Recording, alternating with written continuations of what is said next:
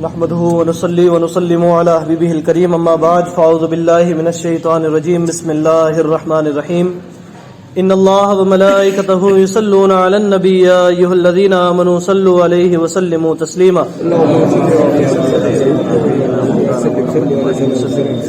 صلاة وسلام عليك يا رسول الله صلی اللہ تعالی علیہ وسلم۔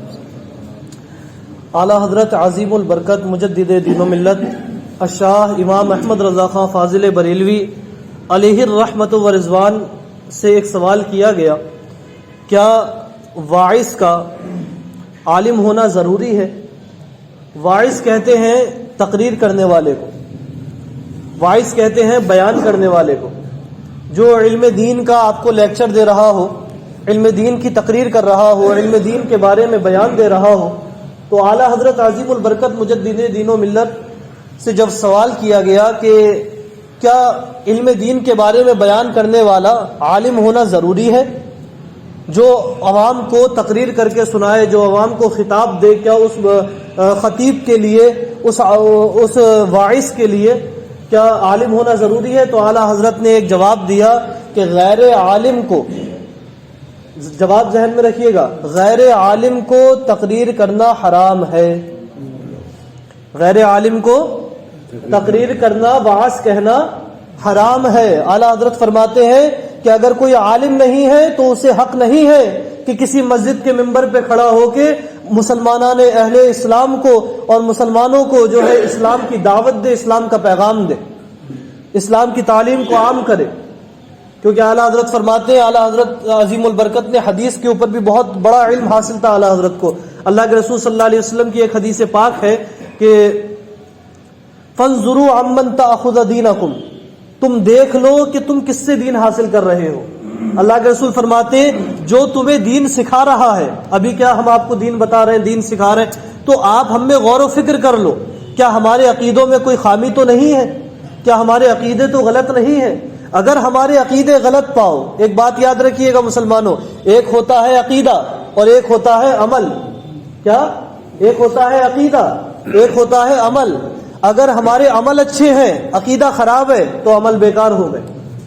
سمجھ میں آ رہی ہے بات؟ ہمارے عمل گرچہ برے ہیں لیکن عقیدہ مضبوط ہے، اور اگر ہمارے عمل گرچہ کم ہے تو ان عمل کا جو گناہ ہوگا وہ ہمارے سر پڑے گا، لیکن ہمارے عقیدے میں خرابی نہیں آئے گی۔ لیکن عقیدہ جب غلط ہوگا تو عمل میں خرابی آ جائے گی، عمل خراب ہو جائیں گے۔ تو اللہ کے رسول فرماتے ہیں جس سے تم دین پکڑ رہے ہو، جس عالم دین سے، جس مقرر سے، جس خطیب سے، جس امام سے، تو ان کو چیک کر لو کہ ان کے عقیدے تو درست ہیں، کیا وہ حضور کی توہین تو نہیں کرتے، کیا وہ اولیاء کی توہین تو نہیں کرتے، کیا وہ اپنے بزرگان دین کی توہین تو نہیں کرتے، بلکہ کیا وہ وہی تعلیم دے رہے ہیں جو اولیاء کرام نے تعلیم دی، جو صوفیاء کرام نے تعلیم دی، جو بزرگان دین نے تعلیم دی۔ اعلیٰ حضرت فرماتے ہیں کہ اگر کسی عالم دین کو، کسی خطیب کو اپنے بزرگان دین کی تعلیم سے ہٹا دیکھو، فوراً چھوڑ دو۔ گستاخ نبی دیکھو، چاہے وہ تمہارا باپ کیوں نہ ہو، فوراً چھوڑ دو۔ نبی کی غداری کرنے والا ہو، نبی کی گستاخی کرنے والا ہو، چاہے تمہارا بیٹا کیوں نہ ہو، فوراً چھوڑ دو۔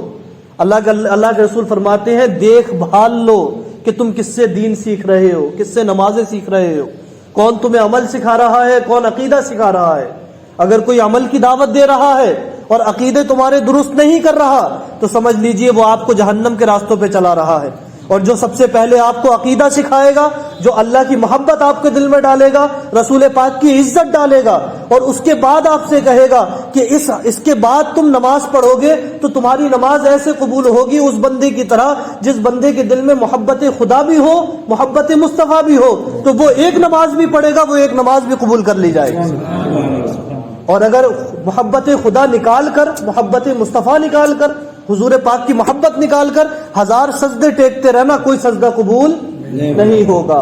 اعلیٰ حضرت نے یہ بات فرمائی کہ کسی غیر عالم کو تقریر کرنا حرام ہے۔ عالم کے بارے میں پوچھا گیا کہ حضور عالم کسے کہتے ہیں؟ اب آپ کو بھی جان لینا چاہیے کہ عالم کون ہوتا ہے، ڈگری پانے والا عالم نہیں ہے۔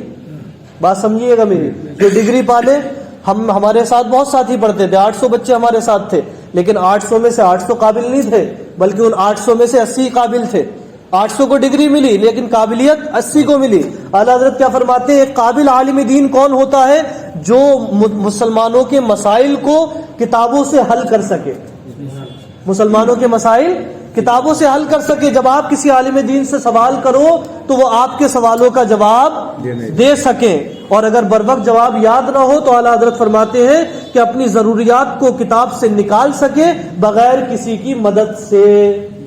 یہ ہے ایک عالم دین جو آپ کی ضرورتوں کو پورا کرے، آپ کے مسائل کو حل کرے، آپ کی باتوں کا جواب دے، آپ کے سوالات کا جواب دے، اسے عالم کہتے ہیں۔ اور جو آپ کی بات کا جواب ہی نہ دے سکے، آپ اس سے پوچھو نماز میں کتنے فرض ہیں، نماز میں یہ غلطی ہوگی، نماز ہوگی نہیں ہوگی، تو پھر وہ عالم کہاں ہے؟ اسے عالم کہنے کا حق ہی نہیں ہے۔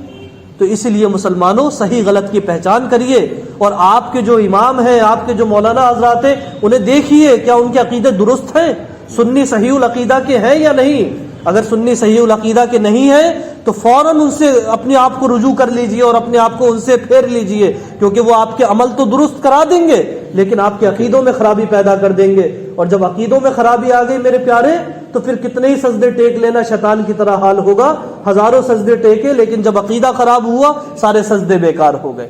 اللہ تعالی ہمارے عقیدوں کی حفاظت فرمائے۔ اللهم صل على سيدنا نبينا مولانا محمد وبارك وسلم صلاة وسلاما عليك يا رسول الله۔ اللهم أنت السلام ومنك السلام وإليك يرجع السلام، حينا ربنا بالسلام وادخلنا الجنة دار السلام، تباركت ربنا وتعاليت يا ذا الجلال والإكرام۔ اللهم ربنا تقبل صلاة المغرب مع جماعة المسلمين كما تقبلت من النبيين والصديقين والشهداء والصالحين، إن الله وملائكته يصلون على النبي يا أيها الذين آمنوا صلوا عليه وسلموا تسليما۔